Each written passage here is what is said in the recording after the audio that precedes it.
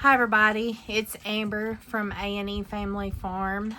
I know we usually don't share personal stuff, and this video is going to be a little bit different than our regular content, which we usually always video our goats and talk about our farm. But I'm going to talk about what happened this past weekend. Sugar wants to be in the video. What happened this past weekend? It was a very rough weekend, which it actually started Thursday. We had a really crappy day Thursday. And when I say crappy day, it seemed like everything was against us, and it was one thing after another. So, started out, Eric went to work, and before he even got to work, he called me and told me that he had had a flat tire, and you know, it's dark when he goes to work, so he had to be on the side of the road and change a tire in the dark. And so that happened, and it wasn't just I can plug the tire, it was we were going to have a whole new tire. So that happened, and then I went out to feed everybody, and this one wasn't that major of a deal. It was an easy fix, but where we used to have the old little tiny home where the old cabins used to sit, there was like a temporary septic tank, which was really just 2 55-gallon drums buried in the ground that was here before we got here. And so if you've seen our previous videos, we fixed the little tiny home up, and we sold that because it was in the way of where we were going to build our house. So it's still down there, and it had I don't know if it was a board or something over it, and because the top of it was just exposed, and the little kids are down there. And so I heard one of the goats crying, and I went down there, and one of our little doelings was stuck, and she was stuck all except for her front feet was hanging out, and she was down in it, which it wasn't that big of a deal. I pulled her out, and she was fine. Nothing was wrong with her. I'm glad I found her when I did, though. If she had been there much longer, I don't know if she would have ended up making it. She was okay, though. But you know how goats get. If they get down where their rumen can't be upright for a while, they get to rattling, and they can get some aspiration pneumonia. So I'm glad we caught her when we did, or I caught her when I did. So those two things had happened. That had started out our Thursday. And then I went out into the other side to feed our adult goats. And if you know our mascot, I call her our mascot. She's one of our mini mascots, but one of the does, the older does that we had purchased this past year, Pearl, you know, we got her, she was in pretty rough shape. She had not bounced back after her kidding, and she had lost a lot of weight down, and she lost her hair, and so she was really cold during the winter. We bought her a coat, and Eric named her Pearl after his great aunt Pearl that used to, I guess, kind of helped raise him when he was a kid growing up, and he thought a lot of her, and he said, she's just got that old person look, like she looked like my Aunt Pearl. So he named her Pearl. So I noticed a while back that some of her teeth had come out on one side, and I just thought it was from old age. She's still eating and drinking fine, you know, there's nothing, you know, wrong with her, and she's put on so much weight. Her hair's grown back. She looks great. And so we had put her in with the bucks to be bred. I don't know if she's pregnant or not, but she's been with the bucks probably, I guess, going on 2 months. And so we I'd noticed that. Well, I went out there when I went to feed the dogs that morning, that her mouth, she was holding it open and she acted like it was hurt. And I'll show you here in a minute what she looks like. But it almost looked like part of her gum on the side that she had lost her teeth was like rotted, I guess you would say. Like the tissue was dead. The gum tissue looked dead, and it was crusted over, and it had a foul odor to it. So she was holding her mouth open, and I could see it, and it was like she didn't want to close her mouth. So I took a picture of it, and I sent it to our vet. And I asked our vet, you know, hey, what's going on? She's fine. She's eating. But I noticed this. I thought she had just lost teeth due to old age. But then now this. So he takes a little while to get back to me. But he got back to me in the evening. And he called me. And he said it looked like squamous cell cancer in her mouth, and that, you know, the cancer had killed her tissues, and that by the way it looked, that she may have a month to live. So it's just kind of hard to accept because she looks so great now, and we don't want to, you know, have to put her to sleep. But he told us, you know, that maybe a month, and if we can't feel like we can do it humanely, just to bring her up there, and that they would put her to sleep, which that's what we'll have to do, because I know Eric ain't got the heart to do it, and she's really grown on us. So that was another bad news that happened. And then I'm going to try to get through this without crying, and I don't know if I can. But so then our little dog Tippy, the little rat terrier that you've seen in our videos, Eric and I have had her ever since. Hang on, I said I wasn't gonna cry. So Eric and I have had her ever since we got married.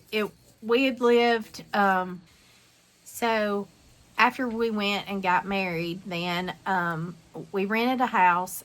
The house to be big enough to have all of our kids when we had all of our kids together. And we lived there for about a year, I guess. And my house had sold, and then we decided to buy a house ourselves. And so that was like maybe a year into our marriage, and we bought a house.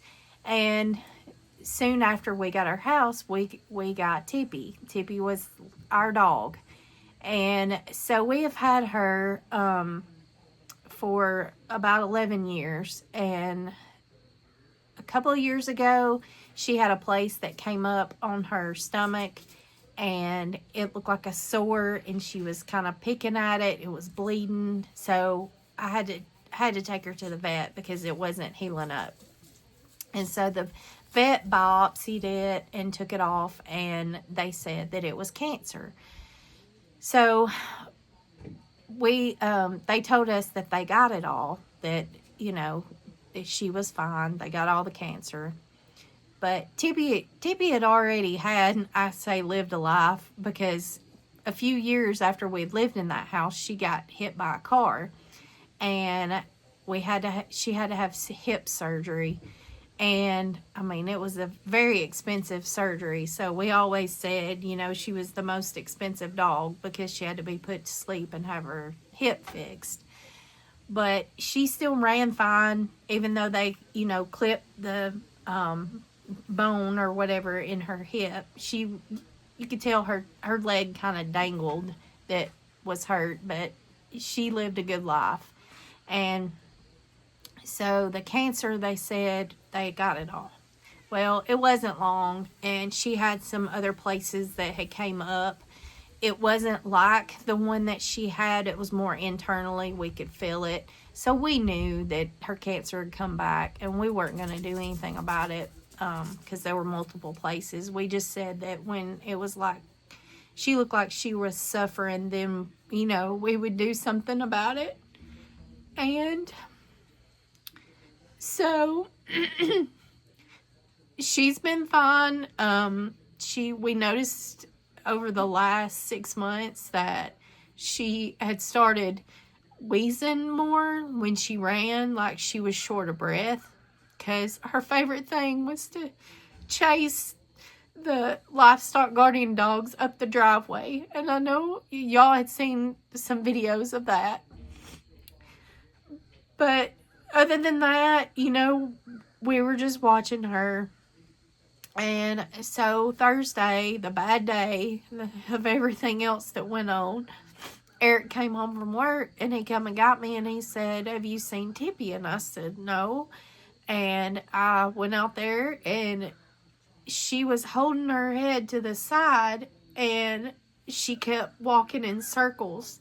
And it was like she could hear us, but it was like her eye, one of them wouldn't shut, the side that she was drawn to, and her eyes were going back and forth, and it almost looked like she had like a stroke. So Eric said, "Well, I think it's time. We're gonna have to put her to sleep." And he said, that was Thursday. He was supposed to work Friday, and he said, "I'll take her Saturday morning to the vet and we'll put her to sleep." And so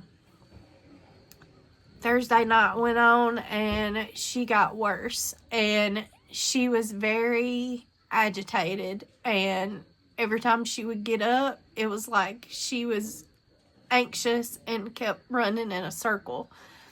So we didn't even go out the rest of the night out of the house because we did not want to get her tore up, because she got settled. She always lays on the front porch by the front door so she can see Eric. Eric always had the door open and she laid there, and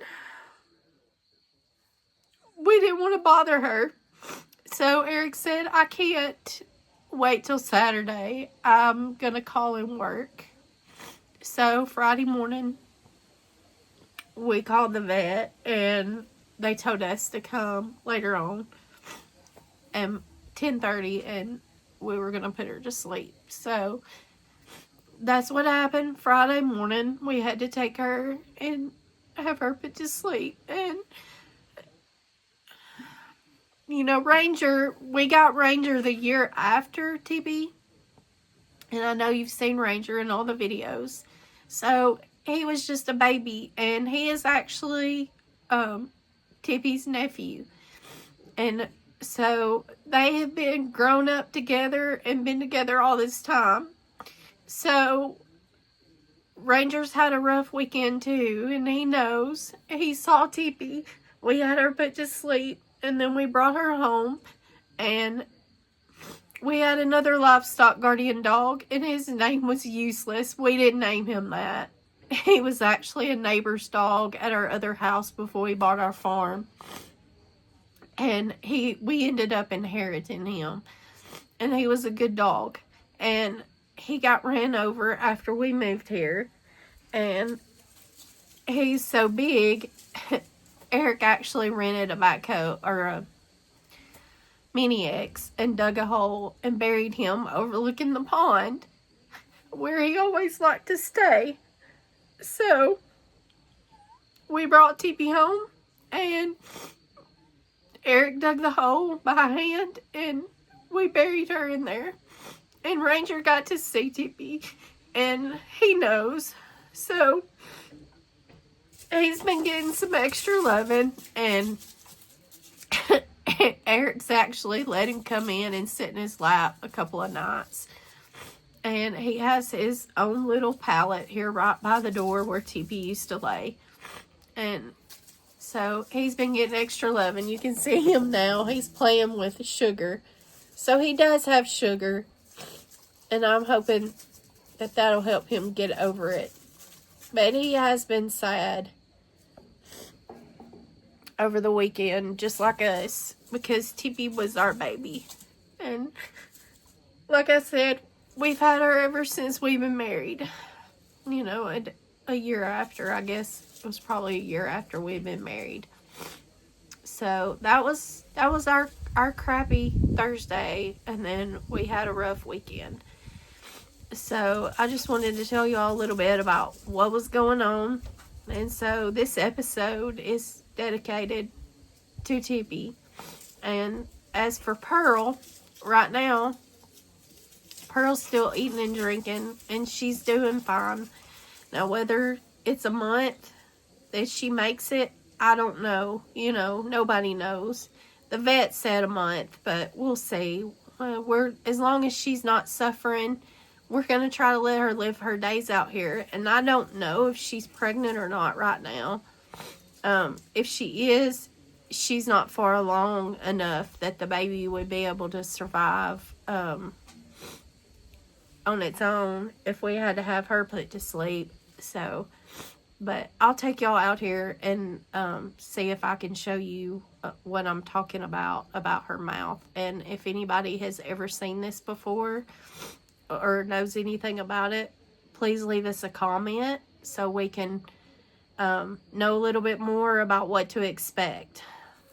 Okay, this is Pearl, and she has her mouth open right now. She'll keep it open by the time I get over there. You see, she has lost her teeth on that side, but look how good she looks. She has gained so much weight back. She's grown her hair back. She closed her mouth right now. Hi, Pearly Pearl. But she looks so good. She's eating. She's acting fine. But sometimes I think it hurts her. It's why she holds her mouth open. I also noticed the place on her neck, and I don't know if that has anything to do with it. There she's showing her mouth. Me loves. Hey, Big Mama. I call Blackie Big Mama. Me loves. And that's Reddy Red. Red's getting her cashmere back, so she's starting to fluff out like a fur ball. Pearl. She knows her name. Pearly Pearl. Smile for the camera. Smile for the camera. Smile for the camera, Pearl. I don't know if they're looking for acorns. Are you looking for an acorn? Or a potato chip?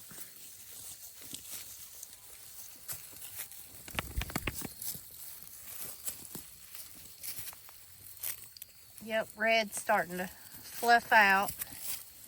See her curly fuzz on her butt. She's the only one that has cashmere like that we have. Me loves. Look. Me loves. Me loves. You see how massive me loves mouth is. These are our purebreds. Our purebred Kikos that we had bought. Our older moms.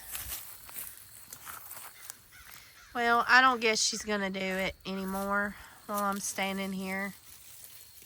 But I got a picture I can attach in the video.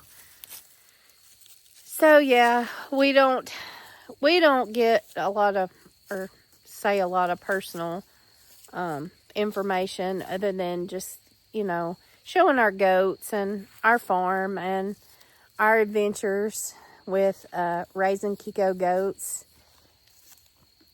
since we just started, and we wanted to document our journey and what we learned. But yeah, I hope that we have Pearl for longer than a month, but if we don't, we understand. You know, things happen and you lose animals, but I've never seen anything like that, which, like I said, I don't have a lot of experience with goats, but our friend that has, she said she had never seen anything like it before either. So, but the doctor, or the vet that we use,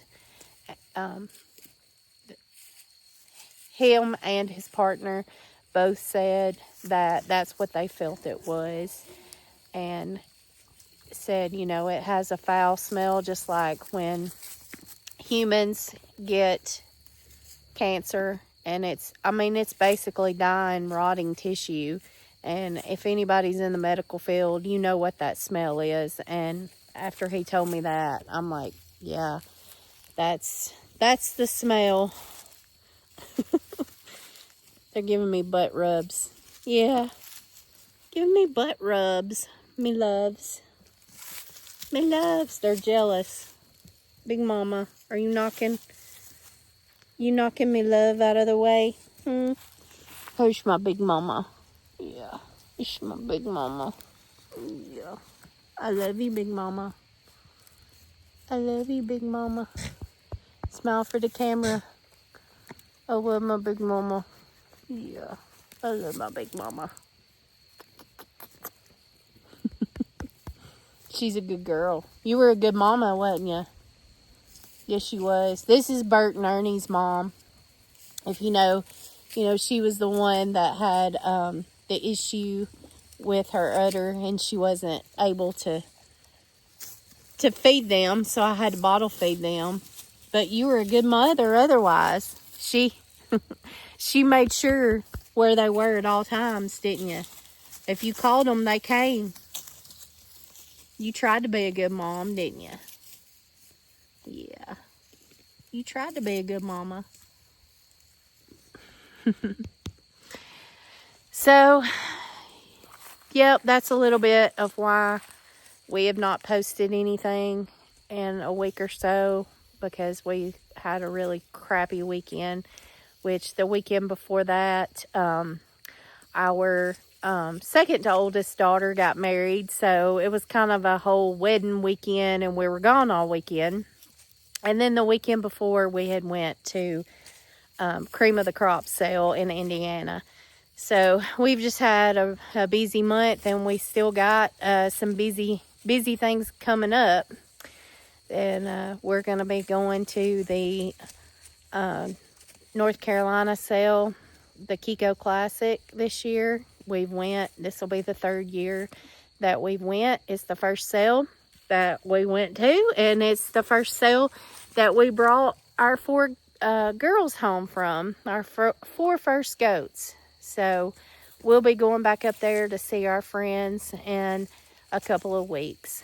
So until next time, y'all stay tuned, and hopefully I'll have better news next time. And if you haven't done so, please follow us on all of our pages and our actual new page. And we will have some YouTube videos on there coming up from our business we started, in Eco Grazing Solutions. And if you want to follow us on Facebook and TikTok, we're on there as well. There's Ranger.